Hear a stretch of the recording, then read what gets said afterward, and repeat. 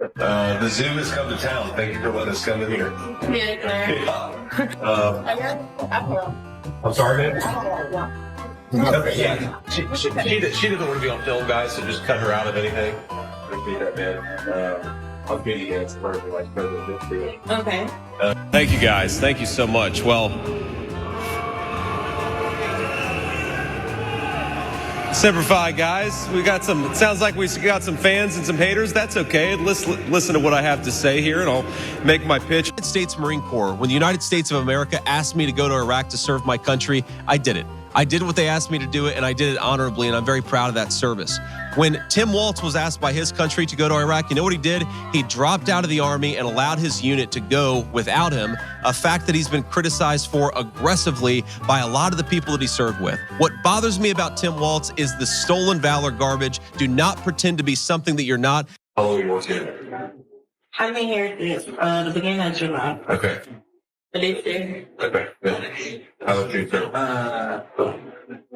almost 2 years. Okay, good. Just everything, yeah. I mean, a lot of glazed here, some sprinkled stuff, some of these cinnamon rolls, whatever makes good. How long has this place been around? About 4 years. About 4 years? Okay. How long have you been here? A little over 6 months. Okay, good. That's really awkward. And look, part of being a politician is being good at retail politics, being able to talk to normal people. And so if you have trouble with small talk and finding a way to have that small talk evolve into something a little more substantive, don't try to be a politician. You're gonna have a lot of awkward moments like that. President Trump and I are proud to be the most pro-worker Republican ticket in history. And I want to talk about why we're fighting for working people, why we're going to fight for unions and non-union alike.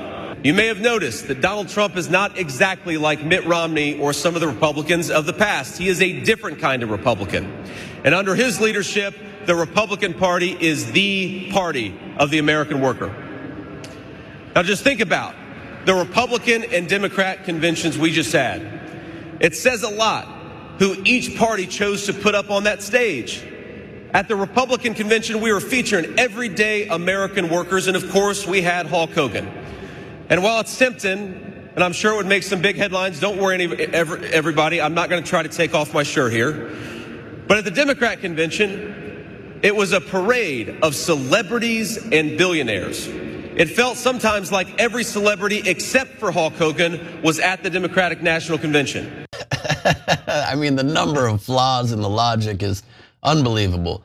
It's only celebrity they could get was Hulk Hogan, is why they had Hulk Hogan there. The take the shirt off joke fell super flat. And the argument that his campaign doesn't trot out billionaires, Trump supposedly is a billionaire, that's a big part of their argument. And on top of that, claiming that they're pro-union is laughable. If you just remember, only last week during the X space with Elon Musk, when Trump laughed out loud super heartily at how great Musk is at firing workers who are trying to collectively strike for better conditions. I think it's shameful to prepare your unit to go to Iraq, to make a promise that you're going to follow through, and then to drop out right before you actually have to go. I also think it's dishonest. He made this interesting comment that the Kamala Harris campaign put out there, and I bet they're regretting they put it out there now, because he said that and he was making a point about gun control. He said we shouldn't allow weapons that I used in war to be on America's streets. Well, I wonder, Tim Walz, when were you ever in war? What was this weapon that you carried into war, given that you abandoned your unit right before they went to Iraq, and he has not spent a day in a combat zone? This is the dumbest attack line. I'm gonna jump in and just be like, don't go here, JD. You don't wanna do this. You really don't. Walz was bragging about how he's a good shooter. Even Kamala Harris was like, he's an excellent shot. Are we gonna go here? Is that what we're gonna do? And here's the thing about me, an anti-war progressive. Like, you tell me that you didn't deploy to Iraq and like murder innocent men, women, and children?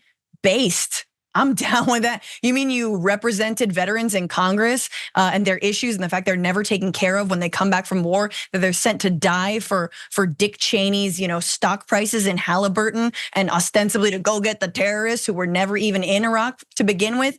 Based. Stop barking up this tree. Stop shaking it, because like it's getting nothing but fruit for our side.